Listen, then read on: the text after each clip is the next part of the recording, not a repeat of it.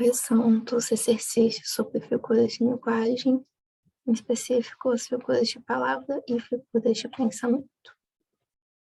Leia o texto abaixo e, considerando o trecho, levanta as coisas fúteis e os acontecimentos notáveis, aponte qual o recurso expressivo utilizado.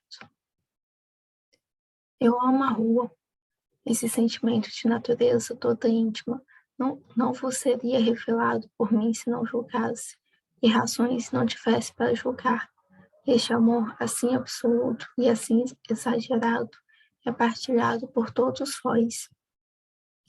Nós somos irmãos, nós nos sentimos parecidos e iguais, nas cidades, nas aldeias, nos povoados, não porque soframos com a dor e os desprazeres, a lei e a polícia, mas porque nos une, nivela e agremia o amor da rua. É este mesmo o sentimento imperturbável e indissolúvel, o único que, como a própria vida, resiste às idades e às épocas. Tudo se transforma, tudo varia, o amor, o ódio, o egoísmo. Hoje é mais amargo o riso, mais dolorosa a ironia. Os séculos passam, deslizam, levando as coisas fúteis e os acontecimentos notáveis. Só persiste e fica, legado das gerações cada vez maior, o amor da rua.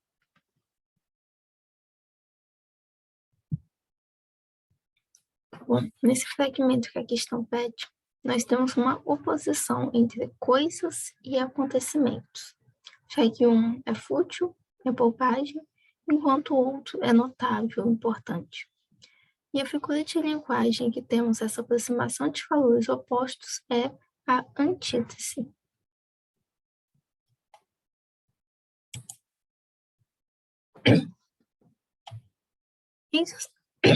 Entre os recursos expressivos empregados no texto abaixo, destaca-se a: que beleza, Montes Claros! Como cresceu Montes Claros! Quanta indústria, Montes Claros! Montes Claros cresceu tanto, ficou urbe tão notória, prima rica do Rio de Janeiro, que já tem 5 favelas, por enquanto, e mais promete. Antes de ler as opções, vamos pensar. O texto fala sobre o progresso da cidade de Montes Claros, cita as indústrias e a compara ao Rio de Janeiro. Mas quando ele fala das favelas, não é exatamente como elogio, né? É uma forma de crítica ao progresso desenfreado, sem planejamento. Com isso em mente, vamos às opções. Denotação, caracterizada pelo uso das palavras em seu sentido próprio e objetivo. Ironia, que consiste em se dizer o contrário do que se pensa com intenção crítica. Intertextualidade, na qual o texto retoma e reelabora outros textos.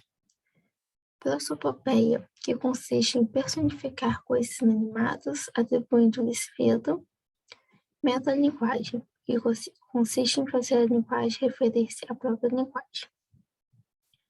De acordo com o que nós discutimos antes, a opção correta é ironia, que consiste em se dizer o contrário do que se pensa.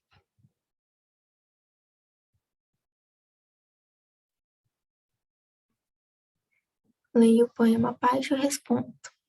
No trecho, está vazio o nosso leito, está vazio o mundo inteiro, está presente uma figura de linguagem trabalhada em aula como recurso estilístico. Explique o efeito expressivo obtido com seu emprego. Onde estás? É meia-noite, e rugindo passa triste a ventania, um verbo de desgraça, como um credo de agonia. E eu digo ao vento que passa por meus cabelos fugais, feito frio do deserto, onde ela está, longe ou perto? Mas, como um hálito incerto, responde-me o eco ao longe. Oh, minha amante, onde estás? Vem, é tarde. Por que tardas? São horas de pronto sono. Vem reclinar-te em meu peito, com teu lâncto abandono. Está vazio o nosso leito, está vazio o mundo inteiro. E tu não queres que eu fique solitário nesta vida, Mas por que tardas, querido? Já tenho esperado a sais. Vem depressa que eu te ligo. Ó, minha amante, onde estás? Estrela na tempestade, rosa nos ermos da vida, íris do náufrago errante, ilusão da alma descrita. Tu foste, mulher formosa, tu foste, ó filha do céu, e hoje, meu passado, para sempre morto jaz, vento finta a minha sorte, pergunta aos ventos do norte, ó minha amante, onde estás?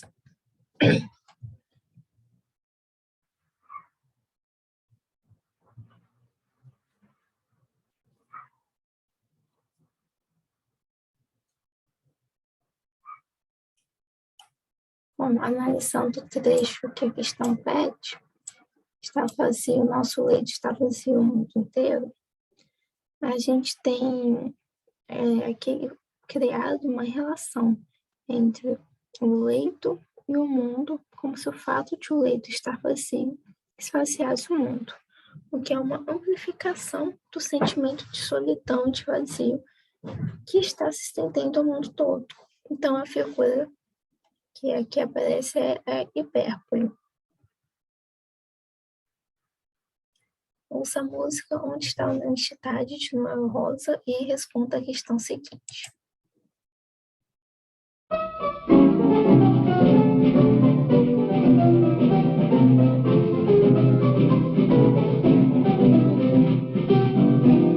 Você tem palacete reluzente, tem joias e criados à vontade, sem ter nenhuma herança nem parente, só anda de automóvel na cidade. E o povo já pergunta com maldade, onde está a honestidade, onde está a honestidade? E o povo já pergunta com maldade, onde está a honestidade, onde está a honestidade?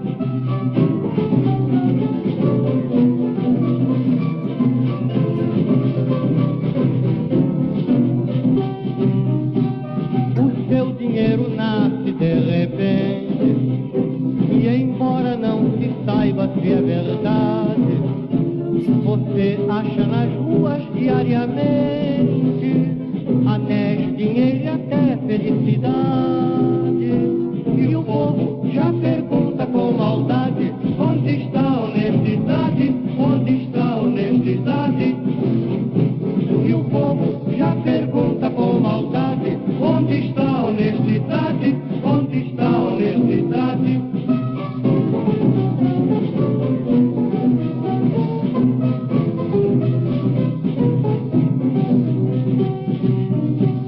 Vassoura dos salões da sociedade, que varre o que encontrar em sua frente, promove festivais de caridade, em nome de qualquer defunto ausente.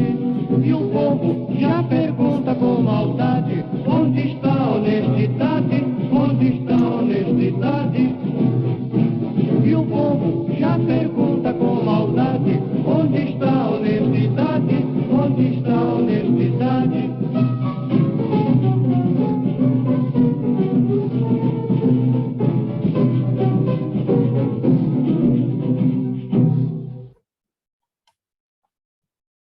Um texto pertencente ao patrimônio literário e cultural brasileiro é atualizável na medida em que ele se refere a valores e situações de um povo. A atualidade da canção Onde está a honestidade, de Noel Rosa, evidencia-se por meio de o privilégio de alguns em clamar pela honestidade, da ironia ao se referir ao enriquecimento de origem duvidosa de alguns, da crítica aos ricos que possuem joias, mas não têm herança, da maldade do povo ao perguntar sobre honestidade, da insistência em promover eventos beneficentes. Bom, se voltarmos no texto, na música, dá para perceber que quando ele fala sobre a falta de herança ou de parente, a gente tem um indício da opinião do interlocutor.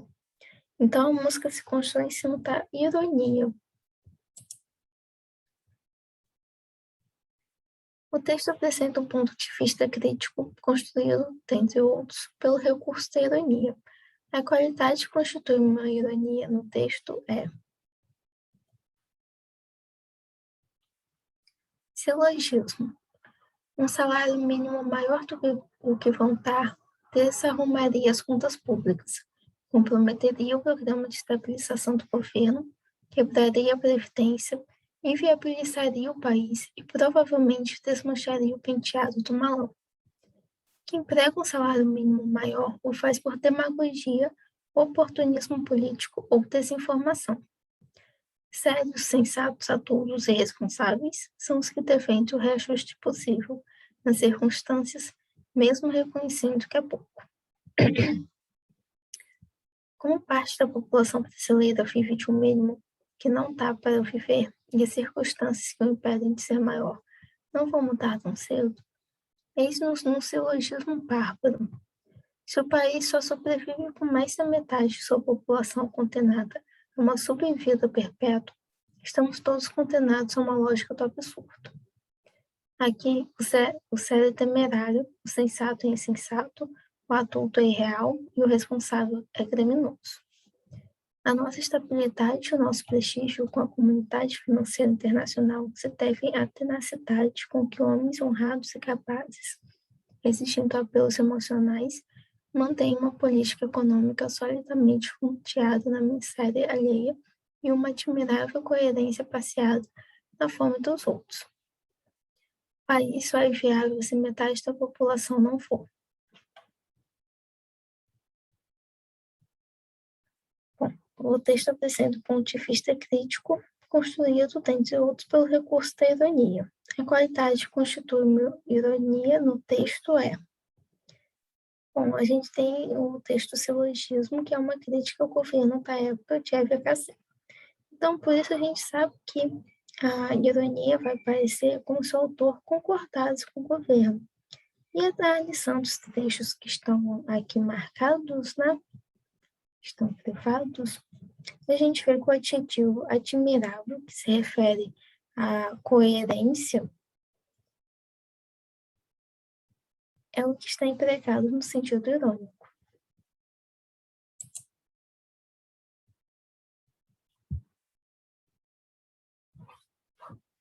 Lendo o texto à parte, é possível perceber que ele é todo construído por meio do emprego de uma figura de estilo. Essa figura é denominada de os poemas. Os poemas são pássaros que chegam, não se sabe de onde, e pousam no livro que lês. Quando chegas o livro, eles alçam fogo, como de um alçapão. Eles não têm pulso nem porto, alimentam-se um instante em cada parte de mãos, e partem, e olhas, então, essas tuas mãos vazias, um maravilhado espanto de saberes que o alimento deles já estava em ti. Aqui a gente tem a resposta da questão logo no primeiro verso. Os poemas são pássaros que chegam. Ou seja, os poemas são como pássaros. Mas lembram que a gente viu que a metáfora é uma comparação sem o conectivo? Então, esse poema foi escrito em cima de uma metáfora.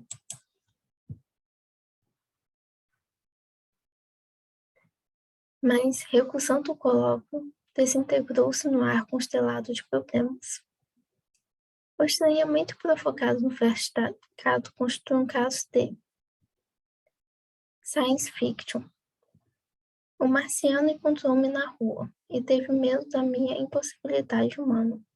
Como pode existir, pensou consigo, um ser que no existir põe tamanha anulação de existência? Afastou-se o marciano e perseguiu-o. Precisava dele como de um testemunho. Mas, recusando o colóquio, desintegrou-se no ar constelado de problemas, e fiquei só em mim, de mim ausente.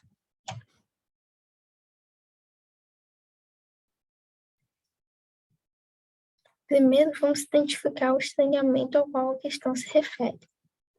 No trecho, mas recusando o colóquio, desintegrou-se no ar constelado de problemas. Bom, constelado se refere a algo cheio de estrelas, de constelações. Mas aqui no poema ele diz constelado de problemas. Então, assim a gente percebe que se trata de uma metáfora.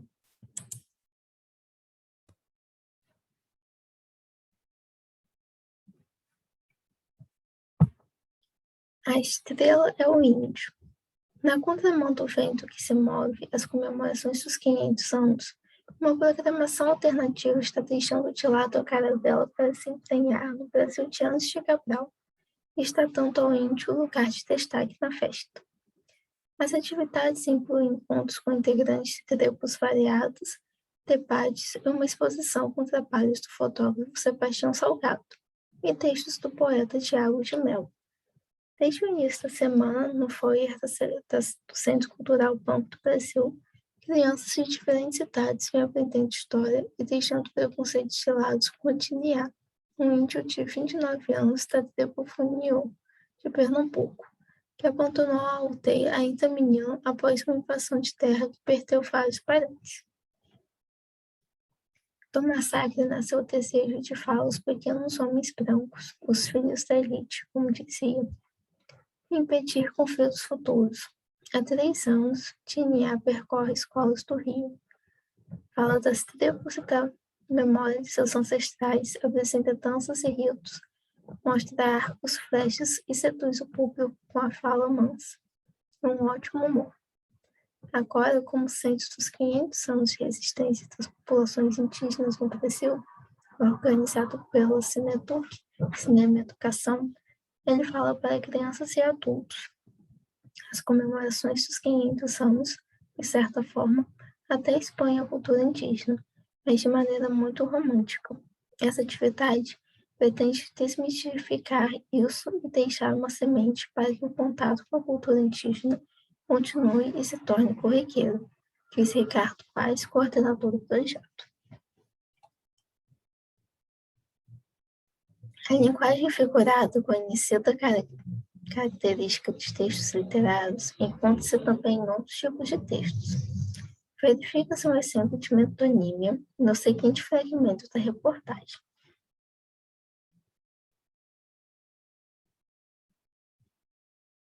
Bom, sendo o texto sobre a mudança nas comemorações sobre os 500 anos do Brasil, a gente percebe no uso do termo caravelas, logo ali no início do texto, uma metonímia para a chegada dos portugueses. Então, a opção correta vai ser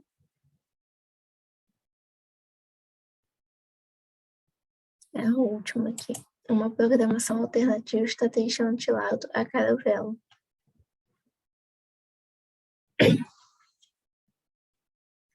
O recurso poético da sinestesia, cruzamento de sensações, dados visuais, olfativos, etc., pode ser verificado em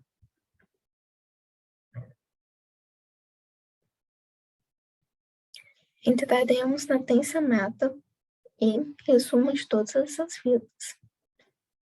Não pode ser essa porque não há a junção de sensações diferentes, né? E tão românticos seremos e magoado romantismo. Também não temos sensações diferentes. E choraremos sua história e tão românticos seremos. Nas pedras, à sombra, sentados e em busca de flores de prata. Invisíveis cânticos e respiraremos a frescura dos verdes reinos encantados. Aqui nós temos cânticos, que é um tipo de louvor, então deveria ser ouvido, mas é descrito por uma sensação que depende da visão. Então a resposta certa é essa.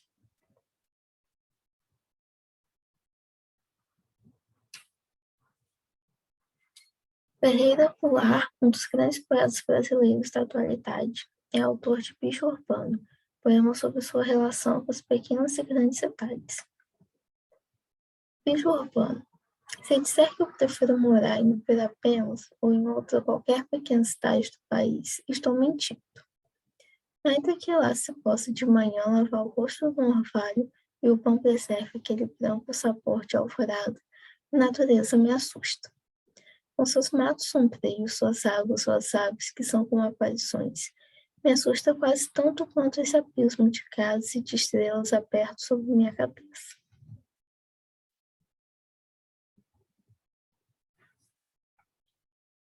Embora não opte por viver numa pequena cidade, o poeta reconhece elementos de valor no cotidiano das pequenas comunidades. Para expressar a relação do homem com alguns desses elementos, ele recorre à sinestesia, construção de linguagem que se mesclam em impressões sensoriais diversas. Assinale a opção em que se observa esse recurso. Vocês devem ter percebido durante a leitura do poema, já que a sinestesia é uma relação que chama a atenção. Então, nós temos aqui o sabor da alvorada, que é o amanhecer do dia, relacionando visão e paladar. Então, a resposta certa é: e o pão preserva aquele branco sabor de alvorada.